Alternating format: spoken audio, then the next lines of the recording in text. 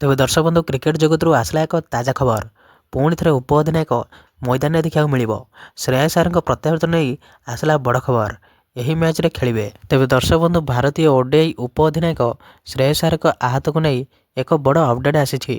Australia विपक्ष ODI series रे catch नेबा समय अय्यर आहत होते। आघात एते गंभीर थिला जे तांको आईसीयू रे भर्ती करा पड़ा। एबे श्रेयस अय्यर पुनर्वास पाई बीसीसीआई सेंटर ऑफ इलेक्शन रे पहुंची जानिया मिली। तेबे श्रेयस अय्यर परीक्षा रिपोर्ट आसिया परे तांको बैटिंग फील्डिंग एवं स्ट्रेंथ वर्कआउट करने को अनुमति दिया बोली रिपोर्ट करा जायतिला। एबे यह जना पड़ुछि जे अय्यर स्वास्थ्य एबे ठीक अछि।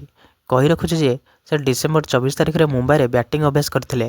तेबे रिपोर्ट अनुसार ऑस्ट्रेलिया रे श्रेयस अय्यर आघात दुर्भाग्यजनक थिला जहाँ तांको अनेक मैच हरिया को बाध्य करथिला। तेबे भल खबर हेउछि जे श्रेयस आउ जंत्रणा पीड़ित नाहंती एवं बुधवार मुंबई रे कौनसी बिना समस्या रे से बैटिंग करथिले। तांको फिटनेस को उन्नत करिया पई श्रेयस एबे Bengaluru BCCI centre of election रे रहिबे। रिपोर्ट अनुसार से 4 ରୁ 6 दिन पई डाक्तरी दल एवं प्रशिक्षकों तत्वावधान रे रहिबे। तांको आघात जोगु अय्यर सैयद मुश्ताक अली ट्रॉफी एवं दक्षिण आफ्रिका विपक्ष सीरीज खेली पारि नथिले। तेबे सूत्र अनुसार श्रेयस अय्यर नियमित भाव में जिम रे तालीम नेउछंती। वर्तमान कौन स्पष्ट समस्या नहीं किंतु तांकर प्रत्यावर्तन सेंटर ऑफ इलेक्शन रे रिपोर्ट उपरे निर्भर करिबो। तेबे श्रेयस अय्यर 4 ରୁ 6 दिन पई बेंगलुरु रे रहिबे एवं अन्य समस्त खेलाड़ी को फेराई आनिया पई कौनसी शीघ्रता हेबो नाही।